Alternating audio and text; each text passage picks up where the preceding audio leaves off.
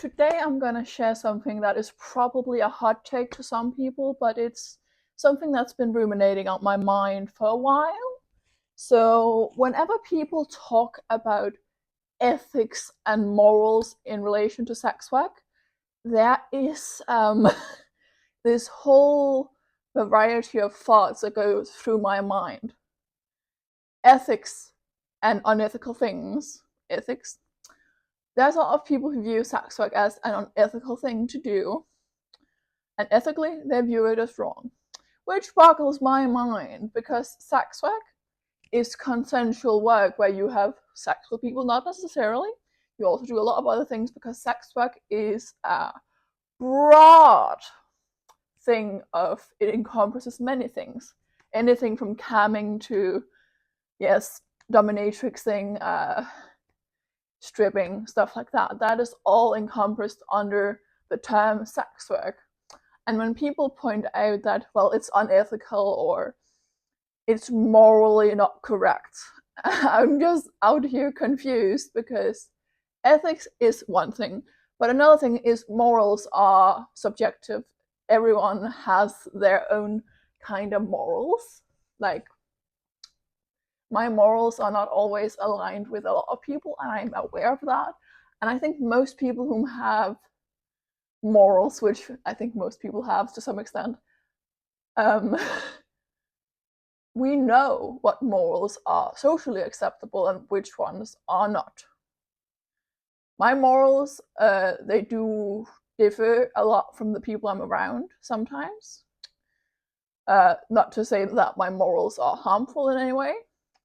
Some would view them as some people whom are anti-porn industry, anti-sex work, they would view my morals as harmful to society because I think that we as adults should be allowed to sell sex, sell pictures of ourselves in the nude. I think it is morally, to me, acceptable to do these things in a capitalistic society or even in a not capitalistic society because sex is a liberation. It's basic liberation of our freedom to express ourselves. And when people point out to me that it's like, oh, it's unethical, I find it unethical or I find it immoral. And when people say it should be closed behind a door, those ethical questions to me comes into this censoring topic. A lot of people think we should put sex and sex work and all these LGBTQ things behind closed doors. And to me, that just screams hiding it away, censoring it, basically going back to Nazi Germany. And when people start talking about like censoring porn, that is where my mind goes to, because the very first like thing back then was censoring people's rights and freedoms to do whatever they want with their body. That was trans people, that was the gays, that was sex workers, whom were harmed because of this form of censoring and this form of moral ethic kind of thing that were going on back then. And now we are seeing that kind of thing going on again in America and also here in Denmark. I see a lot of younger people get this mindset that porn is the evildoer and not the patriarchy, which is the evildoer. That most people that I know that the patriarchy is the root of all evil in our current society. And when people say that it's sex workers and it's sex work that it causes most harm, I would just like to point out that hiding sex work away behind closed doors will only create much more violence, and it will hide away the ways to get help much more. It is harder to get help in any kind of situation where you are put in the place where you are violated. It is much harder to get help if all of that encompassed is behind closed doors, shamed and hidden away. That is creating harm. That is harming people, not people posting nudes on Twitter. That is not harming people. And when people start getting into this conversation of, what about the children? They're going to view this, they're going to view this. It is not up to porn stars. It's not up to sex workers. And it's definitely not up to the news sites covering these stories to parent the children and protect the children.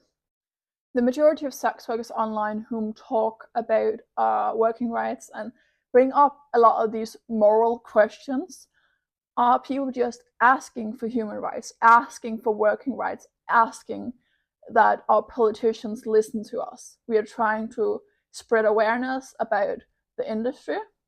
We talk about the good things and the bad things. We prefer to not speak about the bad things too much because we have had experience with people, civilians specifically, civilians, people who don't do sex work, twisting and bending our struggles and trauma into some kind of agenda towards our industry, and it's not a good thing.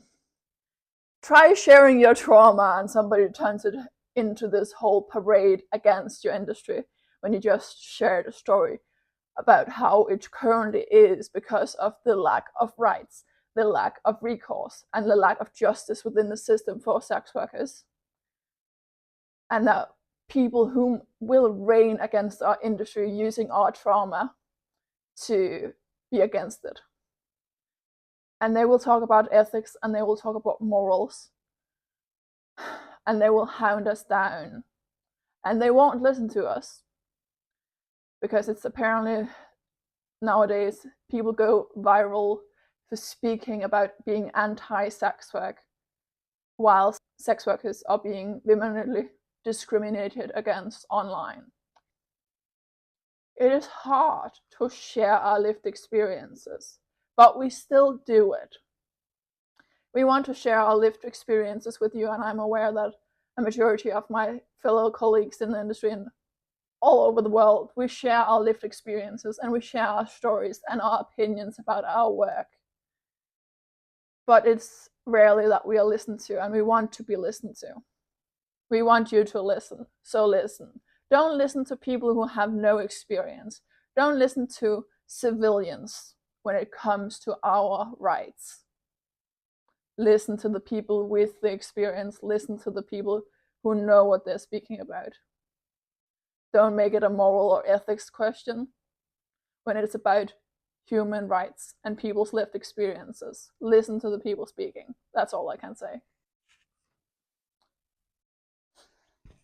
This is the outfit of today. Just a bit of a casual thing. Just a bit of a dress and this chopped in half male's shirt. Bye bye guys. See you guys in the next video.